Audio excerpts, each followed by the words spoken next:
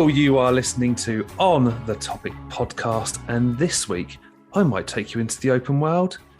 We'll fight some monsters, maybe visit some cities, towns or villages, upgrade our weapons, gain some valuable experience, maybe fight some bosses on the way until we meet the big bad. I'm Dan. And I'm AFK, FTW, IGN, and LFG, but I'm also known as Alex. and this week, well, you may have already guessed it, guys, if not by a description of clicking on the link on your podcast player, but also by descriptions of how you just entered the episode. We are doing your favourite computer games.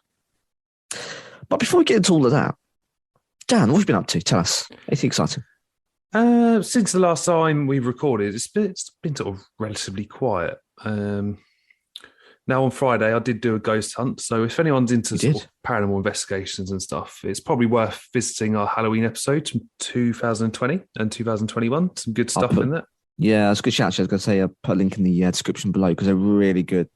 Of course, we'll do another one this year in 5 months' time. Yeah. Which is a crazy thing to say, as it's at the time of recording May, and I'm sporting fresh sunburn from today's sun and barbecue. But yeah, we will be doing another Halloween. Yeah, so we trekked up to Merley House, which is somewhere between Bournemouth and Poole. Relatively quiet evening, Alex. So some strange things did happen. Maybe I'll save it for this year's Halloween episode. Maybe we'll do a culmination of the hunts I've been on this year and talk about those instead. That might be a good episode. Give us a little bit of a flavour, just to entice people for that episode, perhaps. What is there anything you could expect if you partook in of a similar event? Now, we didn't experience this ourselves, but there is a story of a woman who is found in one of the kitchen areas, and she walks through walls. So the gentleman who sort of looks after the place, the curator, I can't remember his name now, and he was telling us the story of one of the women who'd come down, white as a ghost, and said, I've just seen a woman walk through a wall. So anyway, later on, he goes off to dinner with his wife, meet up with a couple in this pub. They get chatting, and this woman that they've met starts saying, "Oh, I used to live in Merley House, and Merley House used to sort of have apartments. It's no longer holds these apartments. They've sort of made it more into a wedding venue. It's a very magnificent place. You've got like the architecture on the ceilings and stuff like that. Yeah. So it's magnificent, majestic." So anyway, they're having this conversation talking about Merley House. I work there, blah, blah, blah. And this woman says, "Oh, have you seen the woman that walks through the walls?" What? Yeah, quite. But I mean, we didn't really experience any of that. We had equipment going off, batteries being drained on some of it. I think one odd moment was when my dad was sat on a sofa, and he's got these big copper dowsing rods, so a good way to talk to whatever paranormal entities there might be in the room. But we were just sat there calling out, blah blah blah, and his rods were sort of right next to him in the middle of the sofa, but one of them flew sort of quite far away from him. He said he felt it sort of brush past his leg and go, which is very odd. Wow. Yeah, very strange. I mean, it was relatively quiet that night, but when things did happen, it was very, very weird. But on the side of TV things, not really jumped onto much. Just finished Moon Knight, which has been magnificent. Yeah, Oscar Isaac. I mean, round of applause, man. That acting's just phenomenal. Yeah, that guy is just brilliant. Who was I talking to? I think I was talking to someone at work about it. Ex Machina. Is the Channel 4 film? Have you seen that one before? I've not seen it, but I know what you refer to. Thriller stroke horror, and he's one of the main characters. I'm not going to spoil it. I think everyone should watch it. It's not scary. It just makes you think. It's a psychological thriller. Let's just put it like that. And he's phenomenal in that, like almost to the point where you can't recognize who he is. And in this, he manages multiple split personalities. I mean, I don't know anyone with the condition. I don't know anyone who can present, a character like that. But if he was to, and I'm sure it's on the money, he's brilliant. Like to switch almost immediately between, the two characters, or three characters, is amazing. Yeah, Yeah, fantastic. so good. Looking forward to reviewing it actually. 100%. So we've got a busy month, Alex. We have. We'll be talking about Moon Knight, of course. Doctor Strange and the Multiverse of Madness. Haven't seen it yet. It is my dad's birthday this week, and he wants to go see it before he goes on holiday. So it might be on the happy birthday, agenda. Dad. What else? Got a fourth birthday, which sounds crazy saying that. It's bonkers. So busy month ahead. Indeed. TV wise, I'll tell you what I did jump onto. Tell me. Young Rock. And I'm not. What's that? I don't know. I'm not referring to rocks that are young. I'm referring to Dwayne Johnson, and it is. Each episode is only about 20, 25 minutes long. They're not massive, and it sort of shows him growing up in his life. You meet his mum, his dad. And it's really good. Okay, so was it biopic or is it what kind of thing is it? I suppose in a way it's kind of biopic, but the first episode sort of showed like three different stories, three different ages. All right, okay. Just little stories. They're quite good. I think the older he gets, you start to see more of his wrestling career. I haven't got that far yet. But we have seen sort of some of the older wrestlers, like his dad. I can't remember his dad's name now. Rocky Maivia. There is Andre the Giant. Oh, yes. It's phenomenal. Yeah, it's really good. Film-wise, I recently watched Uncharted. I'm halfway through. What were your thoughts, Alex? So I know you played the games, whereas I haven't, so I didn't have any expectations. I found it quite fun. I really enjoyed it. Even the missus enjoyed it, actually. She was probably enjoyed it as much as I was. Look, film's subjective. That's why I think we both love them, right? And I'm only halfway through, so I still reserve some judgment. The only thing I will say is, Dan, it feels a little bit bad, like a poor man's National Treasure. Okay. And the only reason I say it is because I think National Treasure just nails it in terms of upping the stakes, the music. It's a Bruckheimer film, so you're stacked against the odds, and the casting's brilliant of those two films.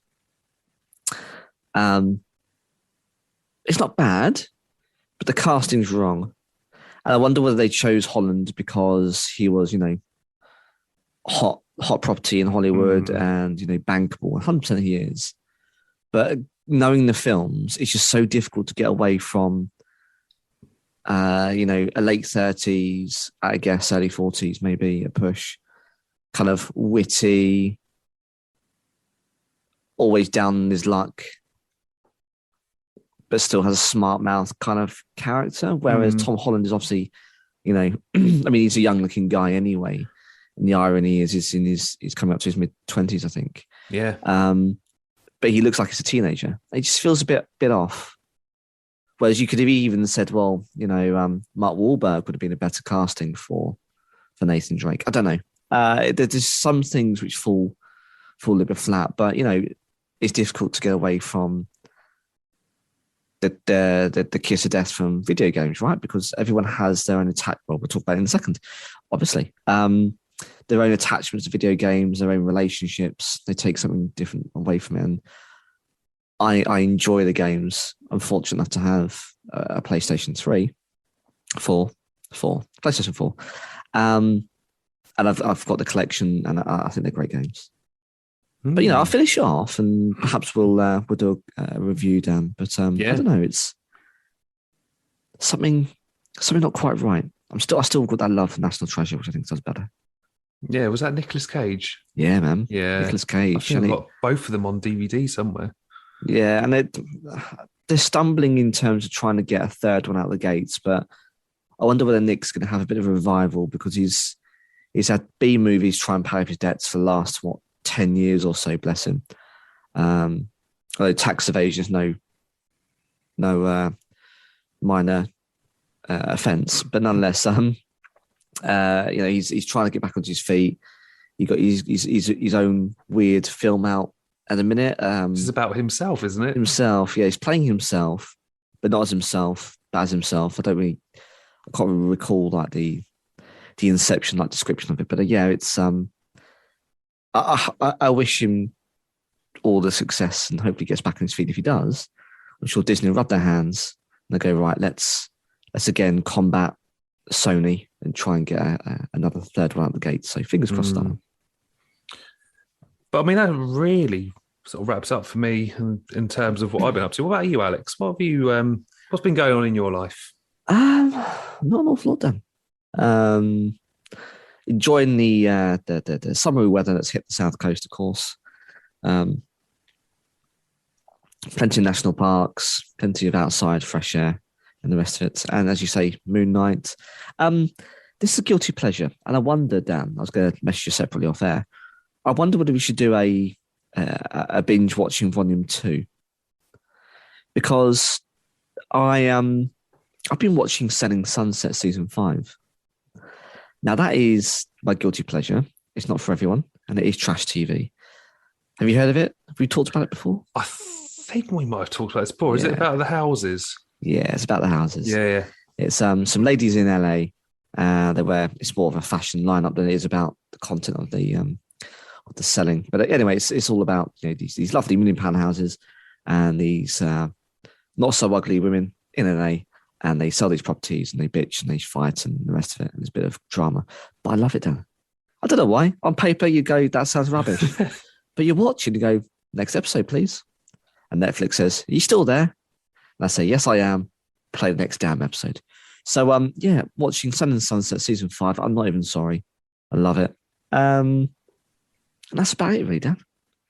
Let's put it in. Let's book in a volume 2 of binge watch. It's been, it's been nearly 3 years since we've done that episode. 2019. Yes, and then we did follow up 2020 things to watch during lockdown. Yeah. But yeah, I mean, get in contact, guys. We'll give the contact details, so stay to the end of the episode. But yeah, if there's something that's tickling your fancy at the minute, let us know. We'll add it into the episode, because there's plenty out there. And actually, I think the more we see of post-pandemic, if that's a thing, I don't really know what state the world is in a minute, but where you live, hopefully everyone's okay, safe, and well. And the world seemingly wants to move on. So if it's post-pandemic and you identify with that, well, then fine. But either way, I think production companies are seeing big money in TV. Yeah. Films kind of taking the sidestep. So if there's something out there that you think, we talk about this, let us know, because I think there's plenty out there right now. It does sound like things are sort of relatively getting close to back to normal. I think if you look at Doctor Strange and the Multiverse of Madness, opening weekend, it's already raked in about 90 million. Yeah. Was that America alone? I don't know. I think it's domestically they're talking about nearly 100 million. That's not including China, which brings in a fair amount of that. I think it's usually delayed, and then Europe uses about a week after. So it's been one of the biggest opening weekends on record. And to be honest, I don't really know anyone that hasn't had COVID now. We've both had it not that long ago. You had it in March and I had it last month. It's bonkers. It's all fun.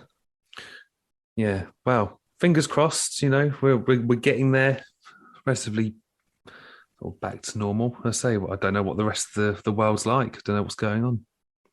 Actually, let us know, guys. Let us know, because we haven't done this in a while. Let us know where you're listening from and how you're getting on. Yeah. What's it like there? Be really good to share some stories and some insights. So, get in touch.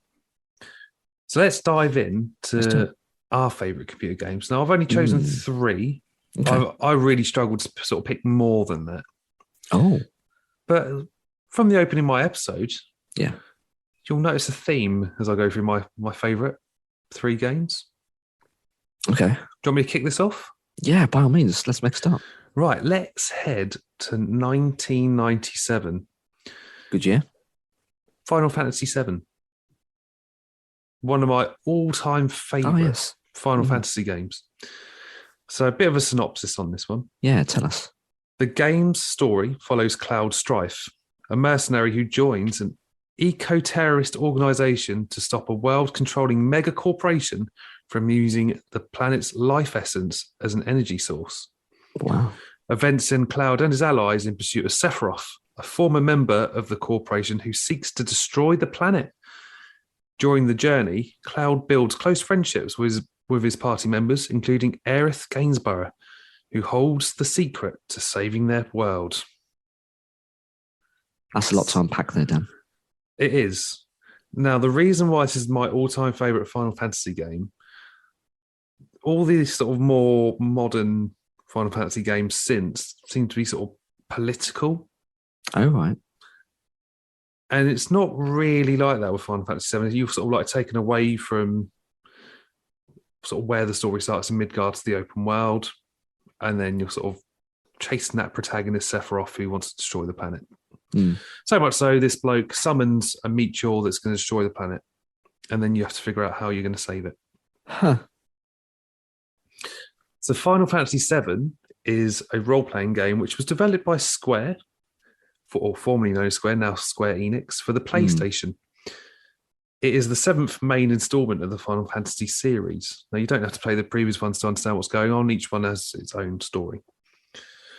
The game features 3 modes of play. So you've got the world map, the field. So just sort of give you a description of what the field is. It's if you go into a town or a cave, something like that. That's your field. So it's almost like your sort of linear bit of play.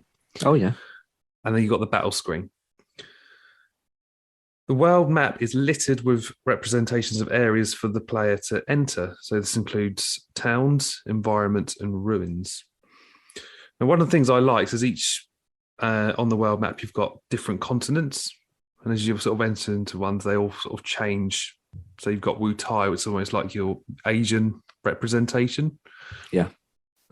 It's really cool. Like it sort of genuinely sort of blew my mind first playing this as I must have been 13, 14 years old. Yeah. I'll sort of talk a bit more about that in a minute. Now, on the world map, Alex, you have natural barriers. So you've got mountains, you've got deserts, bodies of water, and plenty of sea, a lot of that. You can even get in the sea at some point in a submarine and look for treasures. And block access by foot to some areas. So as the game progresses, the character receives vehicles that help traverse these obstacles. So I think your first vehicle is like a little car which you can go around and you can cross like shallow parts of the rivers to get into the I next bit see. of land. So the vehicle's allowed to unlock other parts of the game. Yeah. Yeah. You can get the Highlander, which is like a flying structure or an airship. You've got a submarine, and then you can get chocobos or chocobos. I'm not really sure the pronunciation. These are birds. They don't fly. They're like ostriches. So, and you can breed them into different colours. So I think the blue one, you can travel on water. Green one goes over mountains. Then you've got the black one, which does both. And then you've got the gold one where you can literally just travel anywhere. At one point, you start collecting materia. So these are like magic spells. You do lightning, fire, you name it. And then you get summon materia. We get really cool summons. So, for example, you've got Ifrit, who does like fire, Shiva, ice goddess and stuff. And then the big one, which you have to have the gold chocobo, is Knights of the Round, which is found on this little island in the middle of nowhere in the sea. And basically, with that materia, you can just defeat the final boss just using it once. Magnificent. Now, at random intervals on the world map and in field mode, and at specific moments in the storyline, the game will enter a battle screen. So this isn't like sort of the more modern ones where you can just walk around the world map and there's just monsters that come at you. It sort of takes you to a new... it makes like a... Getting well involved here, aren't I? Yeah. So this screen takes place where the player's characters on one side, and then you've got your enemies on the other, and it employs an active time battle system. It's a bit like Pokemon. Yeah, right. Pretty much like that. Yeah. So you're onto a screen and You take it in turns to do your attacks. It's effectively Exactly. That is exactly it. Oh, okay. Now, I'll tell you why I love this game so much. Yeah, tell us. I found the storyline sort of very immersive. Mm. And it was unlike any game that I'd ever played prior to that. So before I had a PlayStation, I had Sega Mega Drive and a SNES.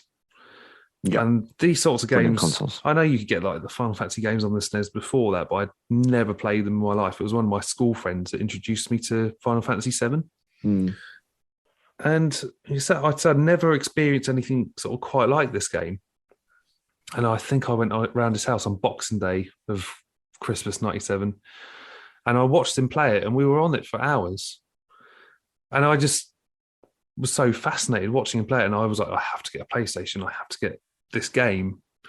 And I've lost so many hours playing it over and over again. I had it on the PlayStation 1. Then my brother got me a PlayStation Go for Christmas a few years ago, like a second-hand one. It was like a little handheld thing, and it flips up, and you got your controls underneath. And then I got on the Xbox One, and I've been sort of toying with the idea of getting on the Switch as well. Oh, yeah. So I've had it on probably most platforms now, which is quite scary.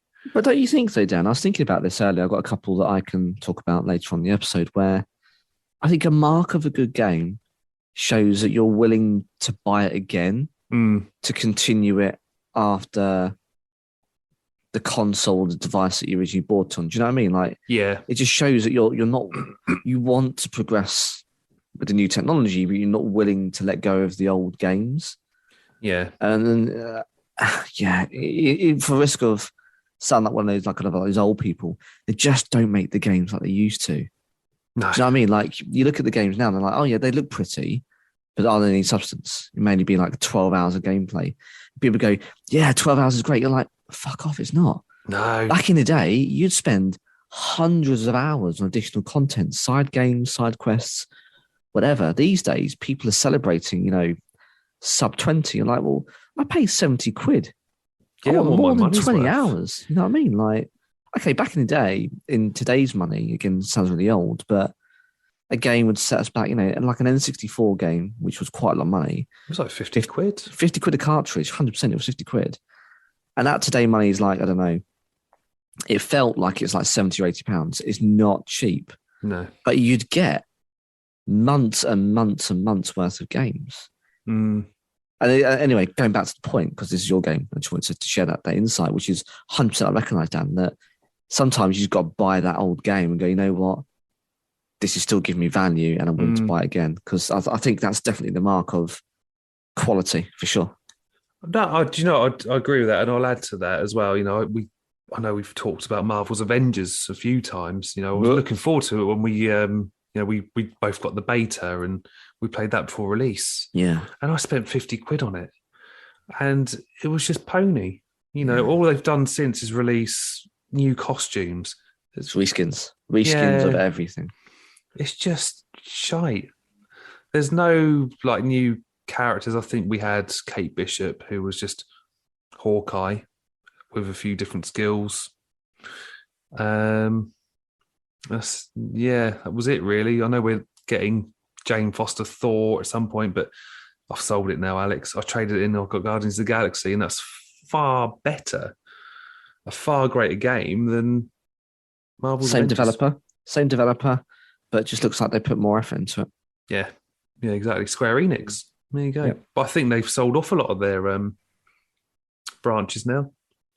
Well, interesting enough, I just read today, so this is rather dating the episode, so apologies listening for hearing us in the future. Of course, when you're living under the water and we're out into the space, that's where you're listening all those years in the future. It looks like Sony are lining themselves up to be part of the developer studio Mad Scramble. Oh. Microsoft did it last month and the month before and bought Bethesda and everything else underneath it. Well, they're going after Square Enix, which is bad news for me though, Dan, because I love the Tomb Raider games. They're done by Square Enix, and the Tomb Raider games are brilliant.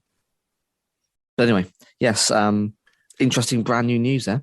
Yeah, that doesn't really give me much hope either. To be honest, I've been waiting for the Final Fantasy VII remake to hit Square Square, Xbox One still hasn't come out. It's been over 2 years. It's hit the PC, but apparently it's dog shit on there. Didn't port very well. So might have to just invest in a cheap PS4 at some stage if I ever have money. Dan, I should lend you mine actually. Yeah, let's do it. It needs dusting off. Next time you come around, you can leave home with my PS4. You're too kind. I can lend it to you. So yeah, back to Final Fantasy VII. So the storyline. I'll tell you what. One thing that sort of really shook me to the core as a teenager. It was the first time I ever sort of really experienced loss in a computer game.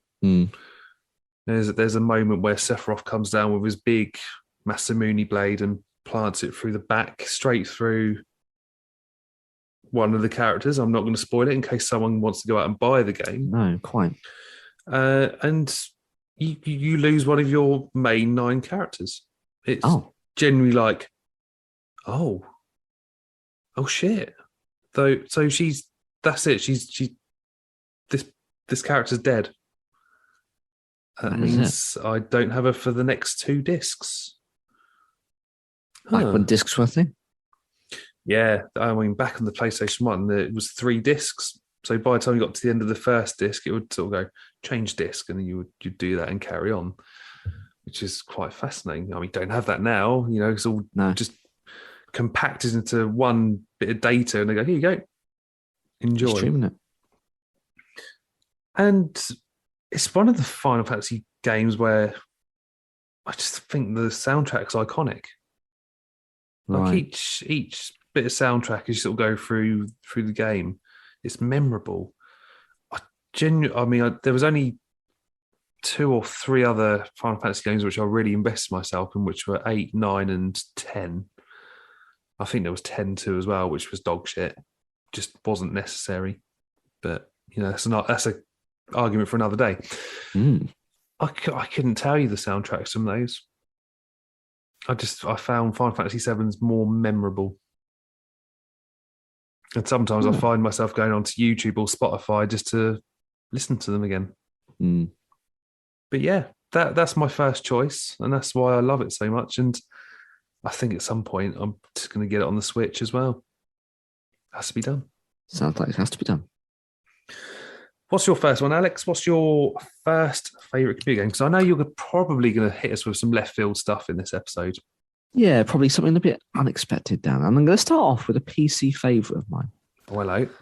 Yeah. Command and Conquer Red Alert 2. Now, from the sound of that remark, Dan, either you're constipated, you stubbed your toe, or you recognise that's a good title. It could be one of 3 or all of them. Definitely the last one, but I had a mouthful of water. Okay, good. So panic not. Keep hydrated. But yeah, this is a real-time strategy game. So for those who aren't quite so up to speed with their now 22-year-old title, Command & Conquer Red Alert 2 is centered around 2 main playable factions, Dan. So you've got the Soviets. Boo. Rubbish. You've got the Allies. Yay. Which both previously appeared in the first game. Now, the single-player campaign is structured in like an alternate ending mode. And just like Red Alert 2 features a large amount of a large amount of full motion video cutscenes. So, this was back in the day, Dan, where you had very dodgy kind of like computer graphic video sequences merging cutscenes in between levels, mainly 2D top-down type PC games. Yeah. It's the first time you had full-grown like film where people were acting out scenes or playing your favorite characters on there, and it was tongue-in-cheek, but it was video, which was different at the time, and it was quite standalone. And when it was originally released back on October 2000, it was a critical success. It received a rating of 86% from Game Rankings, and there was a later sequel. It wasn't too good in 2008. And for me, the game has a couple of elements of nostalgia with it, as we just talked about so far with, I guess, Final Fantasy down. I first played this when I think I talked about this in retro gaming. So I won't talk too much because hopefully the listener will know about it or will go and have a listen. But I would often go and visit my cousins down in Bournemouth, again on the south coast of the UK. Yeah. Lovely place. And we wouldn't go out and play in the guard or wouldn't go down to the beach. We'd go and sit in a little office, curtains drawn to save the glare on the computer screens. It's a small office, 3 meters wide, perhaps. At one end of the office, you had one computer screen and one terminal. The other end, you had another. And then what I used to do with my cousins was I used to play a local area network, a LAN connection between the two. We shared discs between us as we load up the game, and we would play the game and fight each other in the same room. Now that was the thing back in the day. You didn't really have you didn't have servers. We did, but not really. You had to dial straight into them. We didn't really have servers to kind of launch stuff into or select or to play really people on the internet as easy as you can now. It's push of a button. So we had to play each other. And it is a great game because, as I say, it's tongue in cheek. It's everything that's wrong with the Western world and everything that's wrong and symbolic of the old Soviet Union. And it doesn't pull any punches, and no one comes off looking better or worse. It's not as though, contrary to the opening of this segment, I'm not saying that, Russia's bad for warfare reasons. Of course, Ukraine, it definitely is. But I'm not saying, it's anti-Russia. Actually, it's also anti-Western nations, US and UK. But it's just to play against those tropes. And yeah, it's a great game. This is the first game that you could actually take units. So you'd buy units, almost birth them on by will, and they'd come onto the battlefield and you direct them.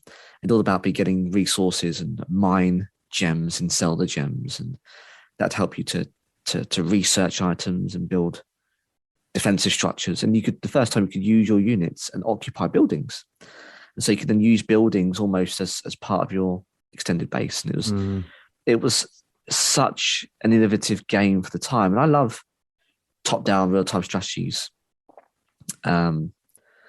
And for this, it really pushed the boundaries, and it was such good fun. As I say, when you threw in there a couple of cousins in the same room, and you glance over your shoulder to what they're doing, they glance over their shoulder to what you're doing, because you had the fog of war, right? You couldn't see the map. It's a mini map, but it's all blacked out. It'd only reveal once you kind of travel to that part of the map. Yeah. So you had to kind of offset, pissing off an AI character, because once you kind of infringe upon their area, they know you're there and then they come after you, versus having enough heads up that if someone sends an army your way, you're ready or can divert resources. And it's a really good strategy game. Dan, when I mentioned about Final Fantasy and buying it on, much later, I did it again, did it last year. Call it lockdown, boredom, call it what you will. But I think it's on EA Games now, Origins. I bought it there, and it's so good. It's still good today. It's still enjoyable to watch. The artwork is still fun. It's cartoony, but it's not. It doesn't look aged, and it's a real good fun, real good game. Again, you can spend hours doing that. You can do the missions, playing either faction. If you want to play the Allies and then play as, I don't know, the Germans, you get their special super tank. Or if you then play as the Soviets and you play as, I think it's is it Iran? You have like this nuclear powered Superman that effectively can irradiate a local area around and damage your units. It's a number of different play styles, and it's so much replayability. I guess that's what I struggle with these days. Is you pay your 60 or 59 quid, 60 quid, 20 hours, and you're finished. Yeah, I lost hours in the Command and Conquer games. I'd sort of like the idea as well that you had to sort of upgrade to get the next bit of kit. One of my favourites was the Tesla coil. I love it. 100%. Just watching little men getting zapped. I mean, so the animation was pretty shy, but equally seeing a little man get zapped, see a little skeleton with the flashing light around him, smoking, beautiful. Yeah, it's tongue in cheek, but you say, Dan, it was fun. And then they brought out the Yuri's Revenge, which you couldn't. It was a standalone game, so almost full price, own installation disc, but you couldn't play it unless you had the base Red Alert 2 game on the computer. So it was, I guess, in today's money, a DLC, but it wasn't back then. And that again opened up, I think it was like 12 extra factions or something. And then you could play as Yuri, which was the secretive kind of clandestine madman of the Soviets. But again, a very time-bending single-player campaign. And actually, the single-player, Dan. So the multiplayer, you can play skirmishes. Again, people were building maps and then uploading them to websites. You download the files and then play custom maps. Now, these days, you could do it in the comfort of your own home, but back in the day, you had to search forums and download them and the rest of it and sign up to different websites. And yeah, it was really good fun. I'm still having a lot of fun now with it. It's a great game. So if you haven't seen it and you fancy a bit of real-time strategy, top down, bit of fun, something different, Command and Conquer, Red Alert 2. 22 years old. I still think it holds its own today. And if you like that, Yuri's Revenge, which gives a little bit more polish. It's a couple of years older. And yeah, it's such a great game. Now, again, nostalgia plays a significant part. But as I say, I played it in the last year again. And it's such good fun. So yeah, a little bit different for me. It's a PC game, but it's available on EA Origins. Go give it a look. It's a great game. Just a sidestep from actually, I know you sort of mentioned PC gaming and trying to play on the internet. Simpler times, in the 2000s. Yeah. I remember having Diablo 2 and trying to play that on dial-up was fucking ridiculous. Like the game would always just crash. You'd log out. It was horrendous. Genuinely quite a horrendous time to try and go. That was multiplayer as well, wasn't it, Diablo? I mean, I never played it, but I know my friends at school always saying, "Oh yeah, I played Diablo 2 last night." Like is it a dungeon? Kind of game thing, sort of like open world / dungeons, and I mean, it didn't. Not that I ever really recall. I don't ever remember it sort of having much of a storyline. I might be wrong. If I am wrong, please get in touch at the end of the show and tell me. But I mean, I obviously lost the point. I just used to walk around as a paladin, zapping people with my holy magic. So that was my fun. There you go. So I'm going to not even fast forward. I'm going to a year later, Alex. Oh, really? 1998. Peak Spice Girl times, right? Yeah. They were in the charts, doing their Pepsi Max adverts. When Furbies were a thing. Remember Furbies? I do. Didn't they? Wasn't there some kind of scare where they were spontaneously combusting or something? The batteries there was, yeah. That's the thing, right? I'm not just. I think that was on. Wasn't one of the Simpsons Treehouse of Horrors episode where they didn't call it a Furby, but the Furby was purchased and for Christmas and ended up coming to life and wanted to kill Bart. But no, they and I think it ended up being melted in the microwave or something. I think it was actually a thing, right? Yeah, it was. I'm sure that was a thing. Bloody annoying though. So yeah, anyway, let's head to the N64 classic console. The Legend of Zelda, the Ocarina of Time. I nearly chose this one, but I knew you would. Quality game. So good. Now, I was first introduced to this game by my cousin. Again, I think it was Boxing Day, in 98. And, we used to have sort of family come over. He came over. I've got this game, Legend of Zelda. He plugged it into my N64. This is back in the day when, it would saved to the cartridge. Didn't have to worry about all the nonsense of, saving to your console and all that stuff.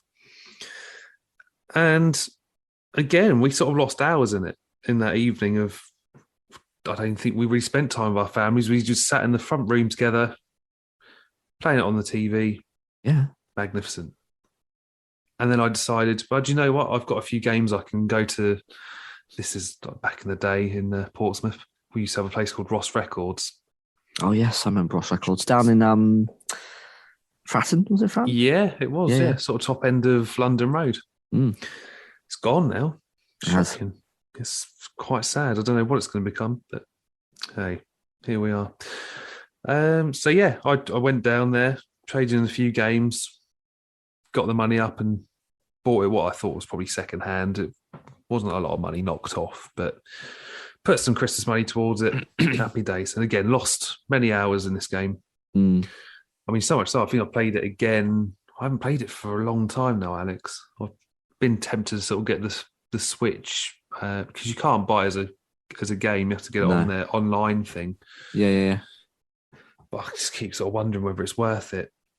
But there's I saw something on social media recently where someone's been tapping into the latest Unreal Engine, and they are remaking the Ocarina of Time in their own spare time using the latest, still not really commercially used properly, still in development.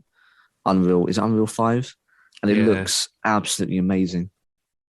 So there's been calls for that there's this game, GoldenEye, Mario World, all to kind of be updated to today's standards because they're just much love classics. But this game there's something very innocent and very pure about it. I mean, it's a Nintendo game, isn't it? I mean, that's how I sort all of about values, isn't always found, with Nintendo games. I think that's probably why it's so well loved, even now, amongst people our age who did pick this game up. It doesn't seem that long ago that I was playing it in my bedroom or with my cousins, and just bonkers, really. But just sort of give a bit of synopsis to our listeners. If you do have a Switch, I highly recommend that, if you do want to dive into the game, or just buy an old N64. I don't know how you hook it up to a modern TV these days, but I'm sure there's a way. There's always a way. Ocarina of Time is set in the fictional kingdom of Hyrule, the setting of most Legend of Zelda games, although the landscape seems to change a lot, in my opinion. Hyrule Field serves as the central hub, connected to several outlying areas with diverse topography and the races of Hyrule. The fairy Navi awakens Link from a nightmare in which he witnesses a man in black armor pursuing a young girl on horseback. Oh, yes. Navi brings Link to the great Deku Tree, who was cursed and near death. The Deku Tree tells Link a wicked man of the desert cursed him and seeks to conquer the world, and that Link must stop him. Before dying, the great Deku Tree gives Link the spiritual stone of the forest and sends him to Hyrule Castle to speak to the Hyrule's princess. Again, don't want to give too much away if people do want to dive in, but to sort of give people an idea of what the game is like. So you control the protagonist Link from a third-person perspective with a three-dimensional world. Link primarily fights with a sword and shield, but you can get other weapons as well, such as projectiles, bombs, and magic spells. I think there was like a bow and arrow, wasn't there? Or you had like the Deku bombs. They were like mice, and they would like run off and blow up. They were quite cool. I think you had to use them in one of the sort of later temples as an adult, but you go back in time and become a kid and go back to that temple. Very strange. Very clever, though, how they incorporate that going between young Link and old Link. Get my words out.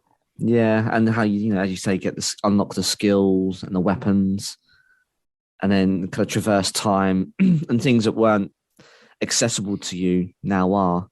And I always found that in latter games a bit lazy designing. Or at least that's the way I felt. How you'd almost retrace your steps and you go, I've been here before. You kind of ask me, do it again? Like what? Yeah. Why? Like, why couldn't you just give me a different level? But in this game, it really felt like it's a natural evolution of your time as Link. Yeah, and it just felt like it was a really intelligent part of the plot line. Yeah, it was so good. Even when you had to go, I think it's one of the last temples, and you had to go become young Link to go back into the temple to do a certain thing. You weren't really traversing through the same rooms. You had to go, it was taking you to different things. It's like very, very well thought about, very articulated, and very well clever. very well clever. That's not good English, is it? Very well clever. Very well clever. Just inventing new phrases since 2018. One of the things I did like about the battle as well, you had the Z targeting where you would focus on the enemy and you'd almost sort of like dance around with it and you're trying to hack and slash at it, which was quite cool. Or you'd block their attacks with your shield. Do you know what bugged me about that game, Alex? As young Link, right? I mean, this isn't a massive like issue. Mm. It was, again, I guess, really sort of well thought about. Is when you had the wooden shield. Yeah. If it caught fire, that was it. It was buggered. It would burn away into cinders. Oh, you would had it? to go buy another one, yeah. Oh, of course it did. Yeah, you'd have to then stop what you're doing because you couldn't obviously then have any defense because you're a weakling little child. Yeah, you'd have to go to the nearest town, wouldn't you, to buy another one? It wasn't cheap, I seem to recall. It wasn't mega expensive, but you'd have to have enough bank then to buy a new one. Yeah, you're right. Actually, I forgot about that. Yeah, and then when you did get the high roll shield as a kid, you couldn't hold it like a normal shield. No, you had to wear it on your back, and then you'd duck, and it would sort of block all those attacks. It was really sort of quite clever. And of course, as you sort of go through the game, you gain new abilities. You learn new songs, so you can sort of teleport places, summon your horse, and you get new weapons. And of course, you go through the dungeons. You had to, I think there was you had different tunics, and you had the red one which stops you from sort of burning up in the volcano. You had the blue one which allowed you to breathe underwater, and you had to get the iron boots. It's just so good. So good. Now, not all are required, but the Ocarina of Time has several optional side quests and minor objectives that the player can choose to complete or ignore. So it's sort of very much like some of the open world games you get now, but they're probably more vast compared to this. I mean, this is when you sort of put it in the grand scheme of things, if you put the Ocarina of Time, say, on top of The Witcher 3, The Witcher 3 is just massive. Oh yeah, it's millions times bigger. It's crazy, but for me, this game probably set a standard for people to build on. Yeah, and also it's quality over quantity, right? Because as you say, a lot of what you talked about there really is quite far ahead of its time, right? All those aspects, as you say, are the foundations and the cornerstones of really good quality games now. They all root themselves back into this title, which is just a fantastic about that. And so usually when you do these side quests, it would sort of result in rewards or new weapons or abilities. And I remember there was one side quest where you had to collect different items. I think it was like 10 in total. And at the end of it, you'd get the big two-handed big Goron sword, which was the strongest sword in the game. You could get like a cheap version, but I think it used to break after so many hits. Right. So to get the proper one that never broke, you had to sort of go trade items in. So you trade one in, but they'd give you something else and they'd send you off. And one of the craziest things, I think it's like the last item you have to trade in to get the sword. It was like a potion and it only lasted like 20 minutes. And you had to get from one side of the map to the other. Oh, wow. Into sort of where the Gorons lived. And it was a pain in the arse. Like genuinely like one of the hardest things to do. And I think I managed to do it once. Absolutely crazy. Oh, yeah, of course. I forgot about the arrows as well, Alex. You get different arrows as well. I think there was like ice arrows and fire arrows and electric arrows. They were fun to use. So, yeah, another bit of nostalgia there from me. And my next one's a little bit more modern. But, yeah, that's my second choice. Good choice of that. Excellent stuff. Changing on to the consoles now, although I did eventually buy it on PC a couple of years later. Grand Theft Auto 3, Dan. GTA 3. I think I've only ever played the fifth one, but I did watch. So I'm going back a few years. I don't know if it was called GTA 3 or not, but me and my cousin, when I used to go to his house at the weekend, he had loads of friends on the estate. And there was one, we'd always go to his house on a Saturday night if I stayed over and we'd watch him game. And I'm sure he had a great time with some of the GTA games back then. And this would have been roughly around 2001, 2002. Yeah, Speed GTA 3. So yeah, it must have been that then. Yeah, developed by DMA Design, Rockstar Games published it. Released originally on 23rd of October 2001. Good Christmas at that. It's a third-person action-adventure, for want of a better term. So just take a bit of a short history trip down. The Grand Theft Auto games were originally, back in the early 90s, mid-90s, top-down games. So you'd be in the sky, almost looking down as God, on 2D pixelated vehicles or people. And the first GTA was very much a pixel was you, some dots coming from you were bullets, and then you'd run around or traverse, square structures and do missions and stuff. Very frantic playing. It's obviously difficult to play because you could only see, a very short distance in front of you. So actually driving was a pain in the ass because unless you knew the map off by heart, you didn't really know where the twists and turns were, where you were flooring away from the police. So it's quite tricky. And it had other games like GTA London and the rest of it. GTA 3 was the first kind of game that was 3D. It was third person. And it stars, a bit of background to this one. So it stars a small-time criminal, Claude. He's the main character. Doesn't have a voice, doesn't say anything in this one.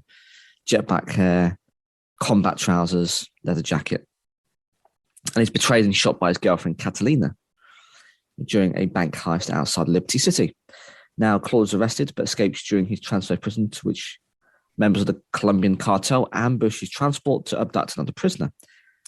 During his escape, Claude befriends explosive expert and fellow convict 8-Ball, who shelters Claude and introduces him to the own family mafia for work. That's where you really start. So you start in, I guess,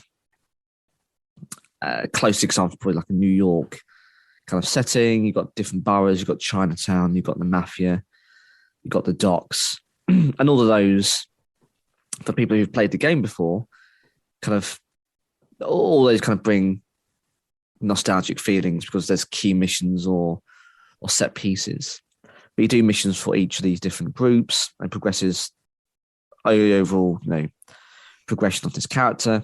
And as you go, you then unlock other maps. So, where you talked about natural barriers down. Well, here, you can't cross the bridge onto another map because they're doing roadworks or they're doing emergency repairs. But when it comes to a certain part of the storyline, you've then got to escape that island and drive to the next one. And guess what? You leap over these barriers or you crash these barriers and you can now drive into another island. And there's more shops and there's more gangs and different looking cars now. And each kind of island has its own feel. And you then can buy properties and store your cars and the rest of it. And as you progress, you can buy your weapons or pick up weapons, sniper rifles, rocket. And you can spend hours just causing absolute mayhem in a city, or you can play the main storyline. And with that obviously comes plenty of replayability. And I said it down because I originally bought it on, what would that have been then? The PlayStation. My mate had a PlayStation 2. I then bought it on PC, and I think I then bought it on PlayStation 2 after I went to university. And I loved it because, you could just have hours of fun.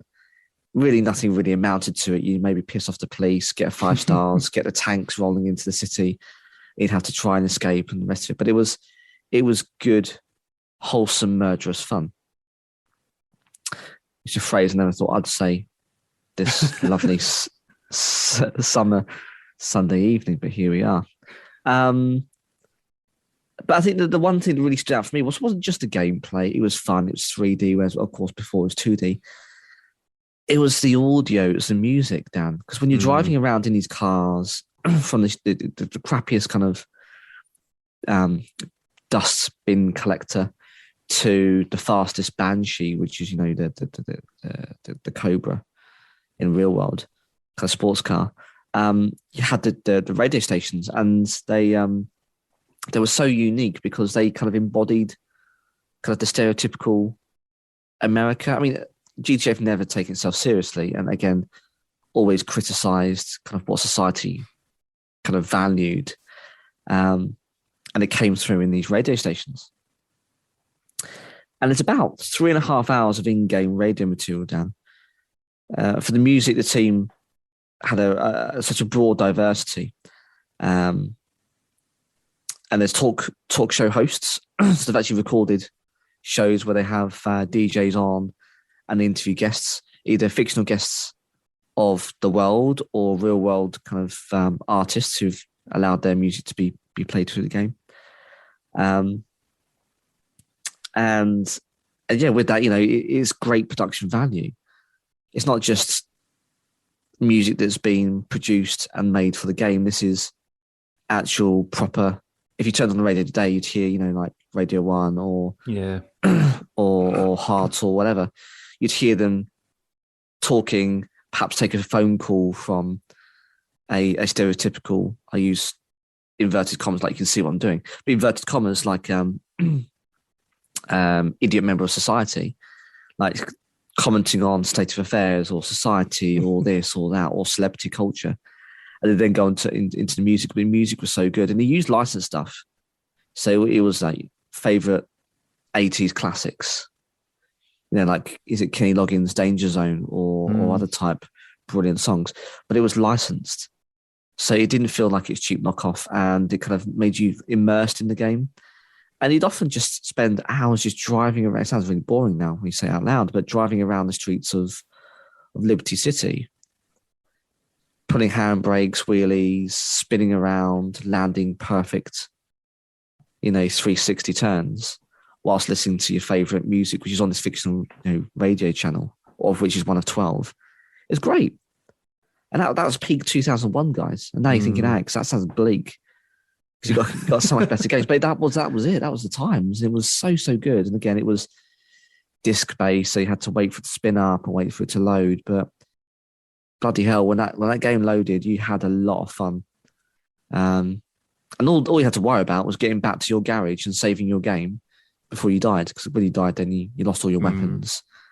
You had to pay a portion of your money, obviously because it's America, towards your healthcare. So you get robbed. And you'd have to start all over again. But yeah, really good fun. Really enjoyed it. Of course, since then, Grand Theft Auto games, they've gone on leaps and strides. And this, the latest one, 5, is great. And it's still got legs. They're actually porting it to current gen Xbox Series X and PlayStation 5, which is bananas. Yeah, it's so well loved. I know I definitely had it at one stage. I just couldn't get into it. It just wasn't for me, unfortunately. But yeah, it's a great game, and the attention to detail is phenomenal. But yeah, if you look at its roots, GTA 3 is just really good fun. One of my favourites, Dan. Sets a standard for the future games, I think. 100%. The 5th one, I did have a bit of fun driving around, shooting people in the face, but yeah, I sort of fell out of love quite quickly. I sort of find my attention span with games now, as I've gotten older, just isn't as vast. You ain't got time for that. Nah, but I say I'm getting old. I just trying to do grown-up things, which kind of sucks. I want to be a kid again, and I want to play computer games for hours on end. Do you remember a time when you didn't have bills to pay and rent and mortgage and responsibilities and the rest of it? Those are good old days, weren't they? Good old days. They were. And I say computer games come with, say, a lot of memories. Sort of found ourselves reminiscing about, sitting in offices with our cousins or, being at our friends' houses, watching them play it. It's a nice journey to go down, I think. And I hope sort of some of our listeners sort of listen to this and go, do you know what? I know what they're saying. I played a specific game with X at X time, and it was a great time. Yeah, I really hope that we sort of take people down that route. Oh, yes. So my third and final one, Alex. Let's fast forward to 2011. Oh, right, yeah. Big distance here. Skyrim. Oh, now this is interesting. So this is a game I couldn't get into, Dan. Really? I found the color palette very grey and bland. And I couldn't. That turned me off. I'm quite a visual person these days, and I wanted to. I know everyone loved it, but I thought it was very drab. They did sort of make it a bit brighter and a bit more colourful as they ported it across into sort of future consoles. So 360, I know it was a bit sketchy, like you're saying, but yeah, as soon as it went to Xbox One, or if you play it on the PC, I know it's more magnificent because you've got the RAM and that behind it to make it look stunning. Some of the screenshots I've seen on Reddit, I'm like, oh, why doesn't mine look like that? Yeah. And actually, they've got it on PC. Fair play. And again, this is a game I want to get on the Switch so I can just sort of carry it around whenever. But it's like 50 quid, and I don't have that money because talking about paying rent and all that stuff, adult stuff. Yeah. So, bit of a synopsis on Skyrim for our listeners. Definitely go check it out. Don't give it a chance. I'd say, if you've got, I think you can get on Game Passes and stuff now. If it's not for you, it's fine. I will not hold it against you. Skyrim is set 200 years after the events of The Elder Scrolls 4: Oblivion, although it is not a direct sequel. Did you ever play Oblivion? Not really my scene, Dan. I don't think. No. I don't think. I think it was it a PC game. I think you could get it on Xbox 360 as well. I know I think I bought it for my brother on the PC back in 2006. He loved it, and I remember buying him Skyrim for Christmas in 2011 when it first came out because he was sort of quite keen to get it, and he lost hours in it. And when he was sort of bored of it, I sort of picked it up and went, "Oh, I'm going to give it a go," and I sort of found myself quite immersed. I'm not always all about guns and stuff. I sort of quite like hacking people up with swords and axes and maces and all that stuff. Maybe that's why I've really enjoyed this. And again, I've lost more hours into it on the Xbox One. Because it is a more thinking man's game, right? It's not a point and click. You do have to think about and have a bit of strategy and planning. Is that right?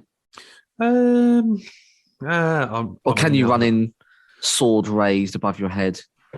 No, I just hack and slash. Oh, right. I don't think about it too much. There are some quests you have to sort of be quite. Again, I'm really shit at it. It's like being stealthy and like trying to sort of kill people like on the sly without being noticed. Because otherwise, you get caught, you get put in prison, you get wanted. So this is the thing: if you manage to escape, there's a bounty on your head. If you get caught and you don't pay it, then off you go to jail. That's it. Wow. Buggered. I've run around the map a few times with hundreds of like soldiers chasing after me, and I'm trying to kill them as well. And then I'm like, this isn't that fun anymore, and I'll sort of go back to a previous save before I've pissed everyone off. Right. But hey, here we are. Prior to the beginning of the game, Imperial soldiers catch the Dragonborn illegally, crossing the border into Skyrim, and mistake them for a Stormcloak rebel. Ooh. A crime for which the player receives a death sentence. The execution of the character by the Imperials in Helgen, a small settlement in Skyrim south, is interrupted when Alduin starts laying waste to the village. So just to explain what or who Alduin is, he is a dragon. And he's causing all kinds of mayhem, burning stuff down and just being doing what dragons do. Exactly, being a brute. The player manages to escape through the tunnels underneath the keep and heads to the nearby village of Riverwood, whose inhabitants ask the player to inform the Jarl of Whiterun, a large town to the north, of the dragon attack. After meeting with Jarl Balgruuf, I think I've got that right, and retrieving a tablet with information about the dragons from a nearby barrow on his behalf, the player kills a dragon which attacks nearby and absorbs its soul. Oh, sounds after painful. Shouting, The player is informed that they must be dragonborn and is soon summoned by the greybeard monks.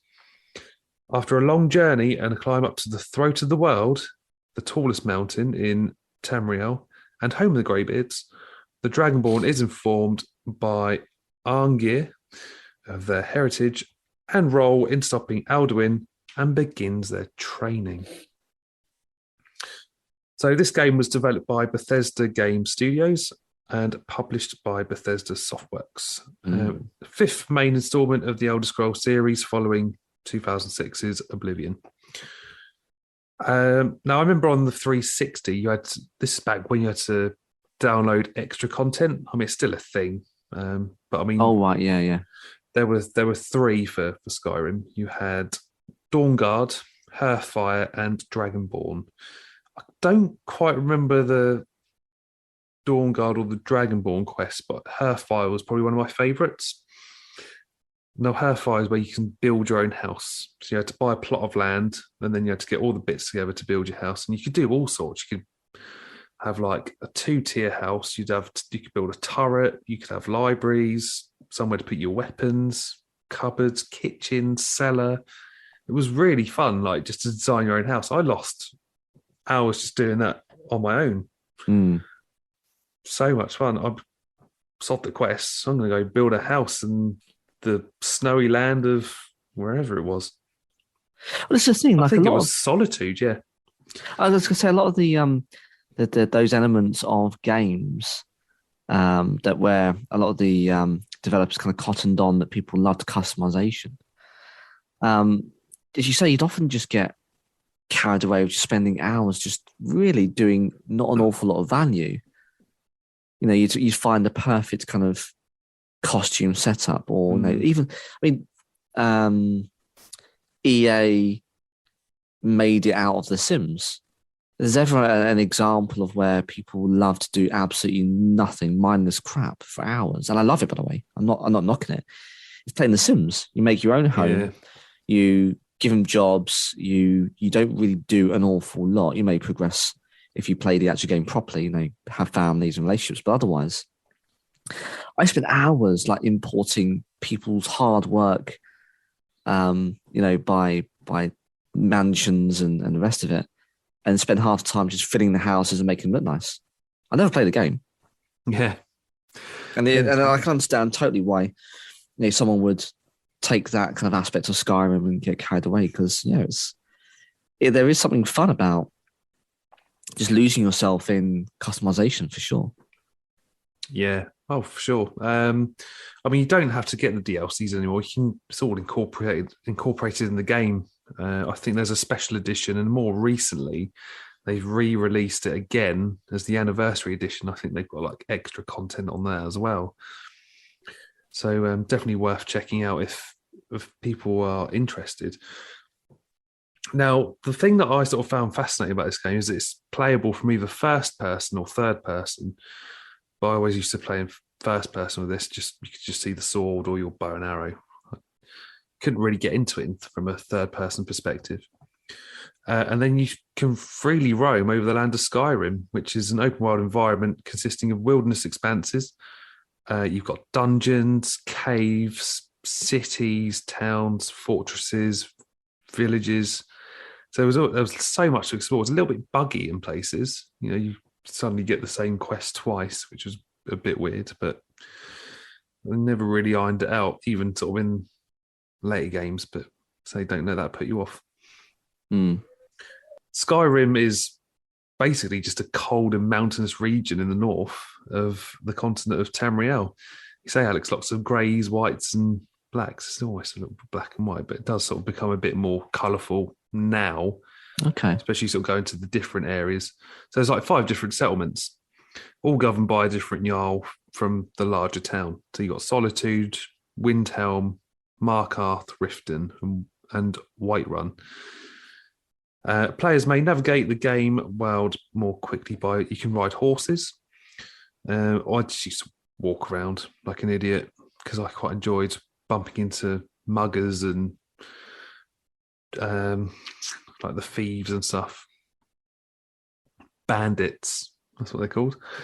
And My favourite. Yeah, just killing them and stealing their gold and stuff.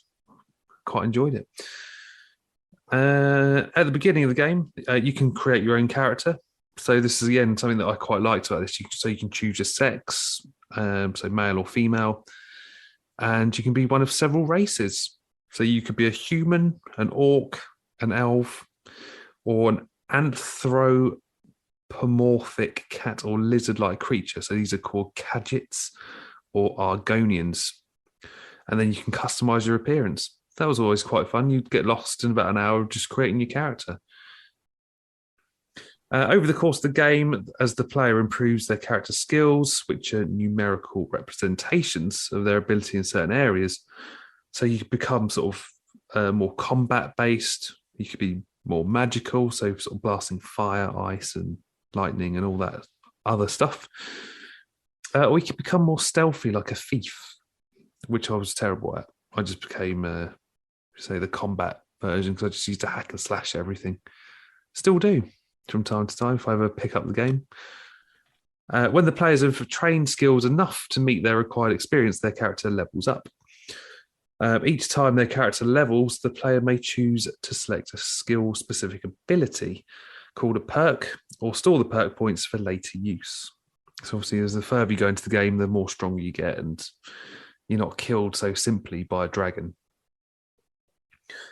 But yeah, I love that game. It's almost, I mean, it's a lot vaster. Again, sort of set, I guess, the idea that these are the sort of games I enjoy. You know, sort of led me into sort of playing things like The Witcher 3, which we'll talk about shortly, Alex, if or when we talk about the listeners' choices. So that is my third and final choice. Well, there we go. Well, again, something a bit different, Dan. This is back on consoles, back on the old Xbox 360, as I knew it. And this is Tom Clancy's Rainbow Six Vegas 2. Good shout. Really good game. If I mean, it sounds like Dan's aware of it, but if you're not listening, it was done by Ubisoft Montreal, who've got, I think it's mainly Assassin's Creed games under its belt, I think, these days. But unless it's a fantastic studio. Released 18th of March 2008. It's a tactical first-person shooter, technically. The premise is you have an international, a multinational team of anti-terrorist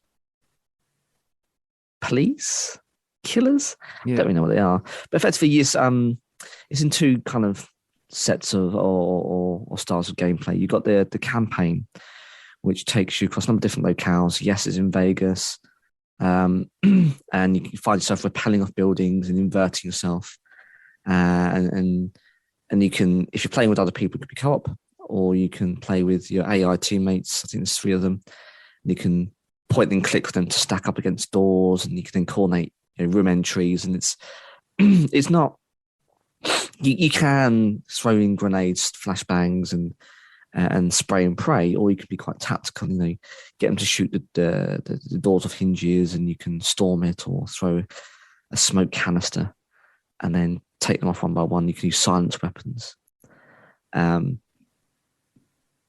And it's more of a thinking man shooter, and it is quite difficult. And of course, you have the hardest settings, realistic settings. So if you take a shot, you're going to be dead. It's those kind of things. It ramps up the challenge. I wouldn't say it's the gold standard in single player campaign games. It's not polished as anything like Call of Duty or anything like that, but nonetheless, it's enjoyable. Let's first type of game down that really, really introduced kind of the in-cover third-person view. And what I mean by that is you'll run around with a gun. So it can look like any other shoot-'em-up game, from GoldenEye to Perfect Dark to, as I say, Call of Duty or Medal of Honor. But then when you go into cover, so you creep up against a wall, you crouch down underneath a window, it goes into a third-person view. You can see your character, and you can, we talked about customization, you can dress this guy up, in armor, and that helps you in terms of, your stats, but the way he looks, so visors or helmets, goggles, and the rest of it. And then when you peer out, then it goes back into first-person view. But it kind of added a nice kind of element to kind of being aware of your surroundings, and you could use the camera to peer around corners and the rest of it, which, other games didn't really have the aspect of cover. You're either behind a wall or you're not. Whereas this was, you crouch down, you hug it, and then you can kind of peer around, or you could blind fire, chuck your gun over the side of the wall and spray and pray. And that really added to kind of the tactical kind of immersiveness of the game. And then you could unlock other guns, like machine guns, sniper rifles, shotguns, silenced, unsilenced, burst fire. So it really was, you play your style.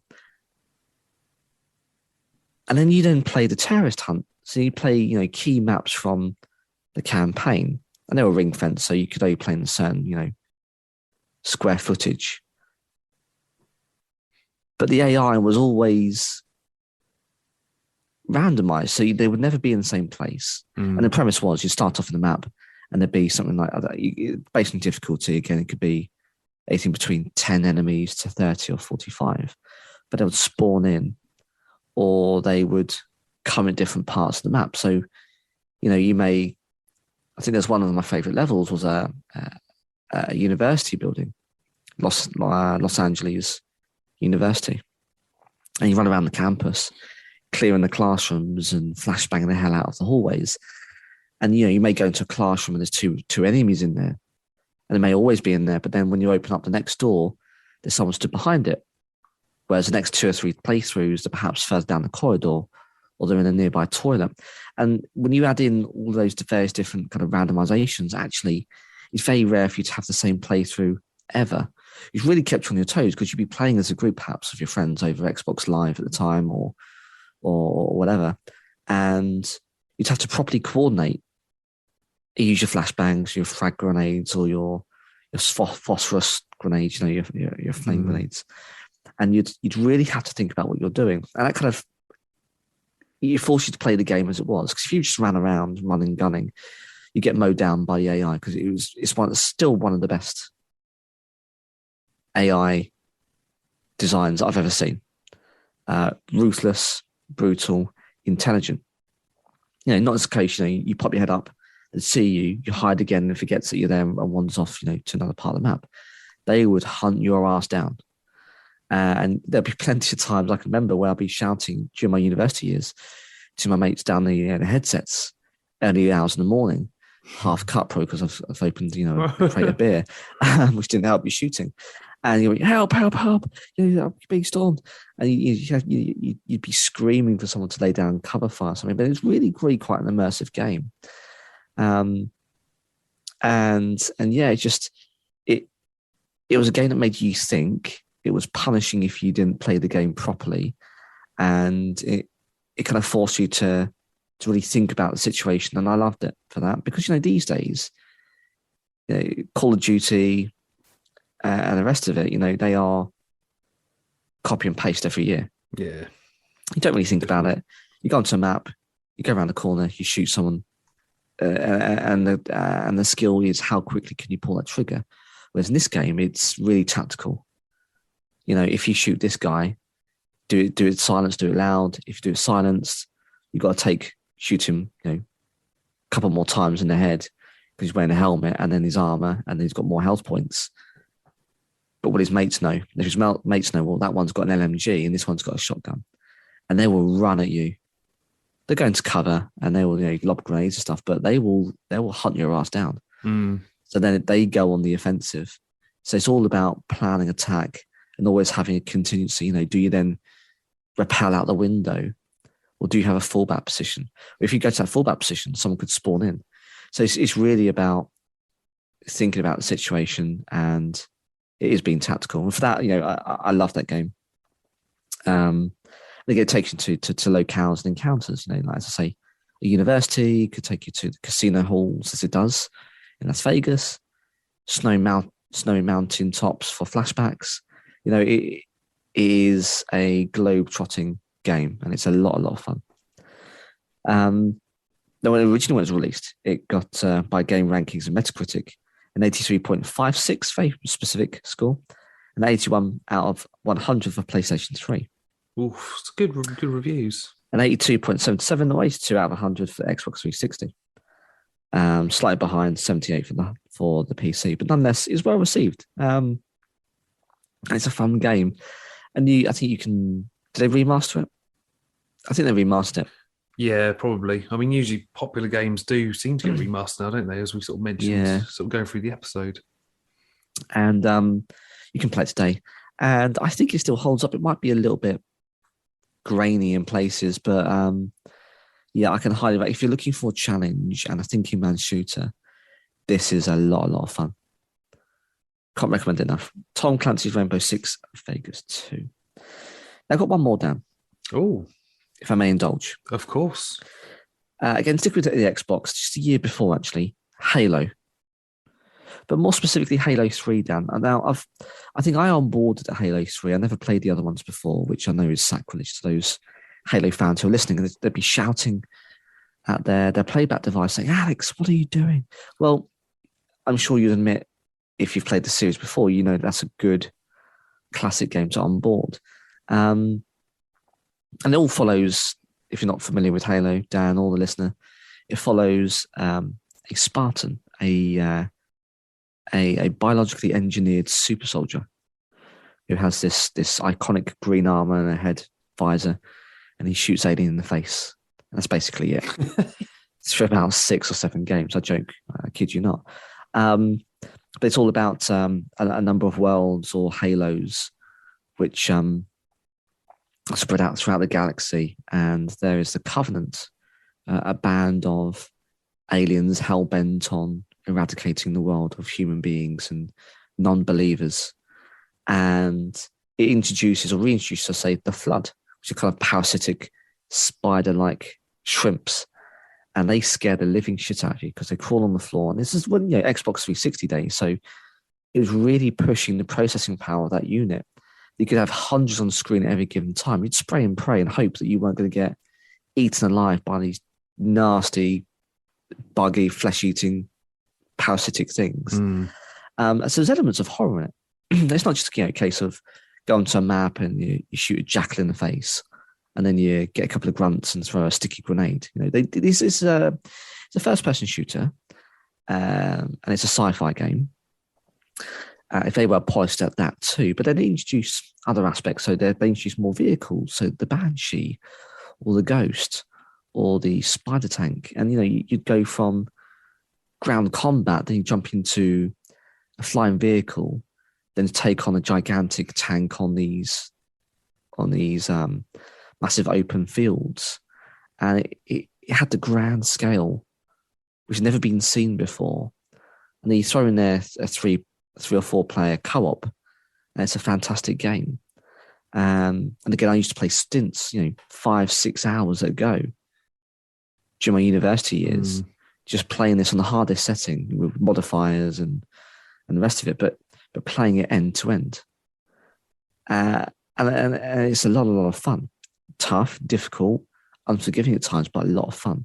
The storyline was fantastic, and the art design was brilliant, and the enemies were just well thought out. But the unsung hero, I think, of this particular game is the music. Now, it's Marty O'Donnell who composed the score, but some of the pieces of the game's music were actually produced for a much larger orchestra, and to the point where the music for the announcement trailer was recorded by a 60-piece orchestra and a 24-piece choir. And you can see any meme or TikTok video of young boys humming the kind of the menu music. I can't really do it justice. My post-COVID voice, but it's so iconic. But then it gives you goosebumps just thinking about that. And the music is just brilliant, and it's not your stereotypical, electronic type music. It's not your guitar. It's just string music, but it's quite somber. Beautiful. And it rises and pitches in correlation to what you're playing in the game. So if you go into a battle and you go into the yen boss, the strings and the orchestra ramp up, and you feel as though you're part of this blockbuster film because the music is on par with the event, and it's so gratifying. And at the end, And, I'd talk about spoilers, but heck, this is like 23 years old, wasn't it? It's not that old. 13 years old, 15 years old. It's old. So I won't spoil it. But at the end, you're on the back of a warthog, this four-wheel monstrosity to take humans across large distances, a vehicle, army vehicle. And you're on the back of this thing, leaping across vast distances as this complex explodes around you. And the music ramps up and it's dum da dum da dum da dum da dum, and it builds up the pace. And the place falls to bits. You're being shot to shit as you're trying to desperately get away from this exploding structure behind you, and it really builds up the tension. And it's a masterpiece, Dan.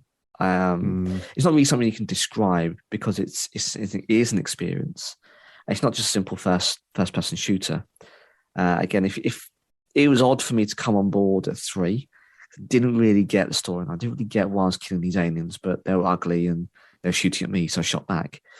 But when you get through the story, you understand the stakes at play, kind of, and the music really draws you in.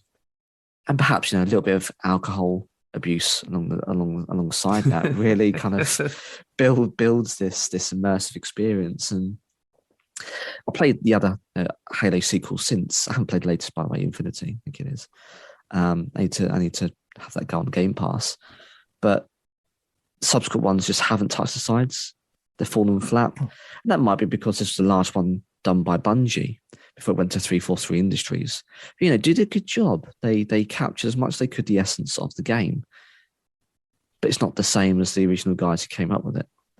And that's just a kind of the finale, the real kind of swan song to Halo by Bungie. And it's just a masterpiece. And the reason why it's won awards and it's well revered, but this is one of my all-time favourite games.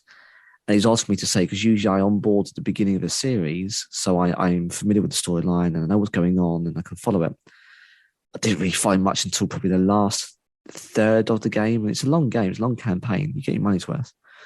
But I knew it was an immediate classic. And that's then just the storyline, the campaign.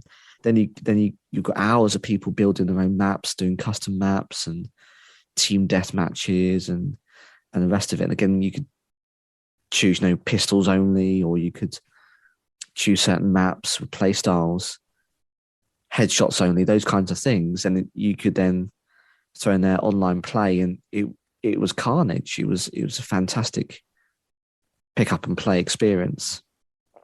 But it hasn't ever been bested since. For me, that's why it's one of my favourite games. I can still pick up today and go, you know what, this is quality. Everything else feels rushed, or like a shell of the former games. This is the original deal. This is the OG of the first person shooter. Halo 3, Dan. Beautiful. On to the listener. So we did get some listener interaction for this one. Oh yeah. So first up, we've got Zach. He says it's a tie between Time Splitters 2 and The Witcher 3. I know you played Time Splitters 2. I haven't, so I'm not very au fait with that, but The Witcher 3 is phenomenal. It is. Developed by CD Projekt Red, and it was published in 2015. And it's based on the Witcher series of fantasy novels written by Andrzej Sapkowski.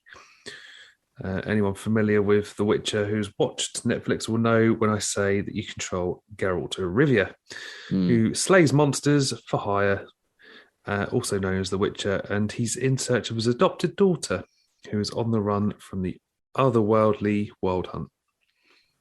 Very good game, very broad, as we mentioned earlier, and there's a lot to do. On Time Splitters, Dan, developed by Free Radical Design, Square Enix again, Eidos Interactive, so biggies. It's cartoon rendered, first-person shooter. Again, you could play multiplayer. But predominantly, as you kind of expect by the title, it takes you through key parts of history. So you can go back to 1920s New York, pick up a Tommy gun and have to kill an influential gangster, or go into the future or whatever.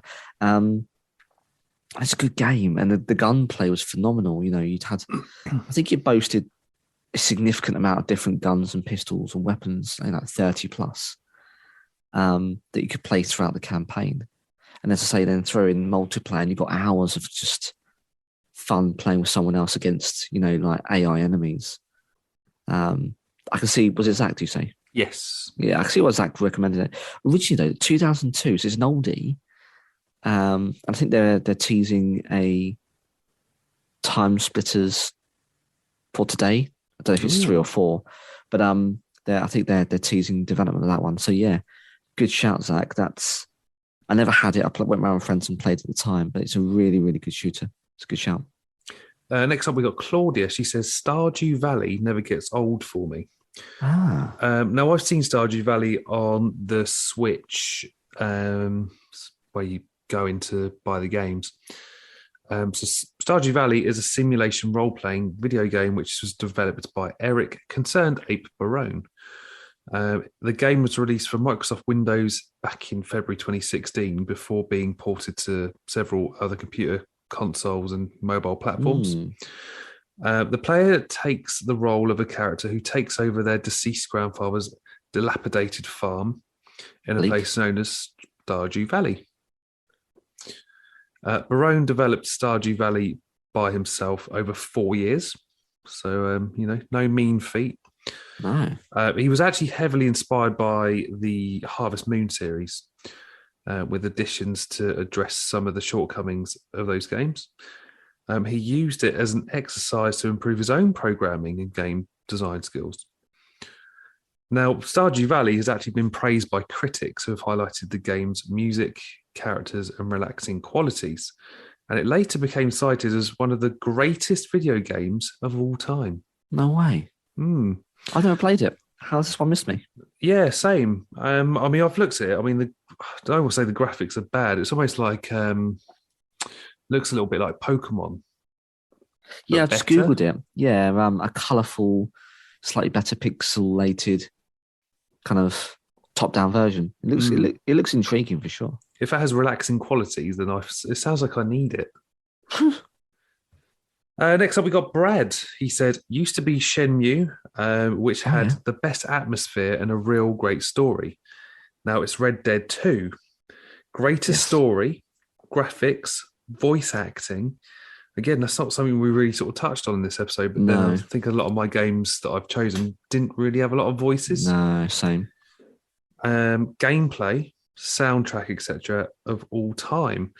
And I will also say it's the greatest piece of art ever made, period. I don't disagree with Brad, actually. I haven't quite finished it because it's just time. It's not something I've got an awful lot of. But you could... Have you played, Dan? Have you got Red Dead 2?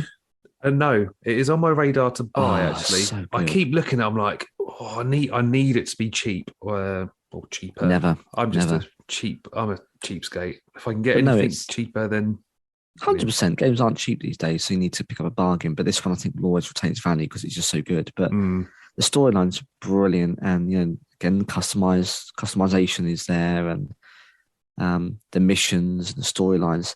I mean, there are some things which people are just still finding out years and years after it's released. Side stories or mysteries which are just being solved, now. And to say a game that's that mature, that old, that many people playing it is phenomenal. I mean, imagine though, Dan, you're games designer. You spent time, someone's paid to do it, put time in, and only 6-7 years, whatever it is, 5 years later, has someone only just discovered it. Yeah. I don't know if that's bittersweet because you're like, will they ever find what I've done? Or I don't know. But it's a game that keeps on giving and it's massive. Yeah. You could ride across America and it's beautiful. 100% agree with Brad. Set in 1899, isn't it?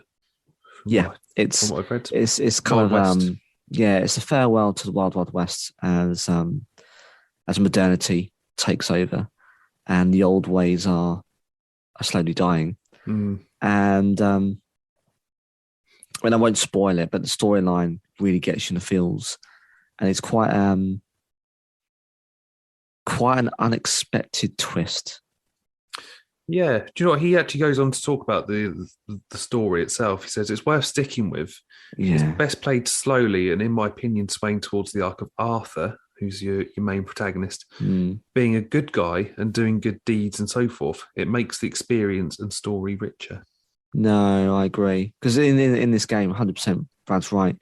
You can either choose to do bad, mostly offing people or robbing them, or saving them, giving money back, or doing these things. And on paper, it sounds boring being the good guy, but he's right, because the storyline is all about redemption. It's about righting his wrongs, and he's got a colourful history. We talk about, in Avengers, ledgers dripping red, Hmm. while Arthur's is gushing. And actually, he really does want to do right as time runs out. And yeah, if you play it as Brad and I clearly have, it really does kind of make it more immersive. Yeah. But the writing is just phenomenal. It's so layered and deep and rich.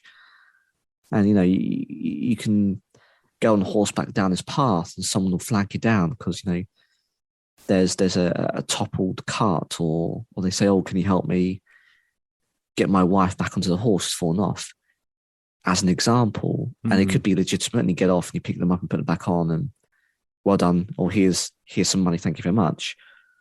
Or they lead you down a little path behind the bushes. You get stormed by a local gang, and then you want to shoot out a really tense shootout because you haven't got time to plan. Jesus. It's such a good game. It's just, but that's just one of 100 different kind of random events. That's not even the missions. Yeah. Oh, it's mad. Yeah, It's so a it's really, on my really good radar. game. It's definitely one I want to get sort of in this year I love it. and immerse many hours, no doubt. And last up, Alex, we've got my namesake Dan. Before we read out his game choice, he actually sent us a really nice tweet on Twitter the other day. Oh yeah. So he tweeted, "Walking to my next meeting, listening to On the Topic Magic." So I said, thank you for support and always listening. It really does mean a lot. And he said, honestly, it's a good show. I have been into podcasts since you had to download them on iTunes and put them on your iPod. Always had a soft spot for independent labour of love shows over corporate shilling machines. There we go. That's genuinely sort of like it's quite in touching. The feels. Yeah, no, it 100% is. It's the reason why we do it. I think we had Rob not long ago during sort of the height of the pandemic. He said, keep doing what you're doing. It really does sort of help me sort of, bide my time while I'm working on the trains, which it means a lot, that it does when people sort of give us that feedback. That's why we do it, Dan. It is. But Dan's choice is Football Manager. He says, Football Manager is my go-to. I've been playing it since the Championship Manager days. And he's put a little sweating emoji. It's between that and the original Mass Effect trilogy, the only games ever to make me cry. The story is incredible. Highly recommend. Again, Mass Effect I wasn't sort of familiar with, so I just sort of put something in my notes quickly. Good. Yeah, Mass Effect's really good. It's an RPG, so you can choose your character, male or female, and you meet characters and you can choose their fates and fate of the galaxy. Again, you can choose to either be pretty good or pretty bad and choose your weapons and customer. Yeah, it's a sci-fi classic. It's well revered, and actually I think they're developing, they've done for quite a few years now. Mass Effect 4, we call something different. It's going to effectively be a next trilogy. But yeah, it's a really, again, quality. You got the music of space stations and the conversations and the side quests and things you would never notice had you not been looking. It's just it's the quality is just mind numbing. It's amazing. So thank you to our listeners for getting in touch. Some good choices. Yeah, well done, guys. There, and some recommendations that I definitely think I need to check out. Stardew Valley 1, to help me relax when I'm having a stressful day at work, maybe, sort out my farm. I might take a look at that one, actually. Yeah, and I'd say Red Dead. I need to get on that at some point. I just need to stop being stingy. Do it. Absolutely. It's going to be a busy month, Alex. You know, we mentioned this earlier. I think we're going to be doing a review of Doctor Strange in the Multiverse of Madness. Yes. We're going to be doing Moon Knight. And of course, yes. got our 4th birthday, which we're just trying to figure out what we're going to do this year. Do we do another Ask Us Anything? Do we ask each other anything? Oh, right. One person suggested us doing Guess the Noises. Yeah. Which would be problematic when we did it last year, because that bloody background noise, didn't we, in the pub? Yes. The droning sound, which we never really heard until we picked up on the microphones. That wasn't fun. But yeah, we've got some ideas. So if you guys could think of anything better, let us know, because we're all for it. I think we're actually lining up some impromptu episodes, just some random stuff without even sort of really putting our socials. But talking of socials, you can follow us on Facebook, Twitter, and Instagram on @TheTopicPod. And if you follow any of those socials, I will put a link in there so you can go to our Anchor page and leave us a voice message. Oh, yes. And if you want to leave us an email, if that's still a thing, you can email us on thetopicpodcast@gmail.com. And of course, Alex, we've got WordPress. We do, yeah, nice and easy. onthetopicpodcast.wordpress.com. If you want to give it a visit, see our ugly mugs on there. You can see our partner affiliate website, Morbid and Mundane, who provides some lovely t-shirts and designs. I've got a lovely beanie, to be honest. Oh, nice. So shout out to Joey and his wonderful artwork. Then go give it a look. But actually, if you just want to have a browse, look at all our back catalogue for the last nearly 4 years, wow, then go give it a look and go give it a listen, because you can stream straight from the website too. So yeah, that's on the topic podcast.wordpress.com. Marvellous. And for another week, I'm going to go find the big bad in this big open world. I'm Dan. And I'm going to be playing top-down games and bashing keyboards. I'm Alex. And we'll see you next time.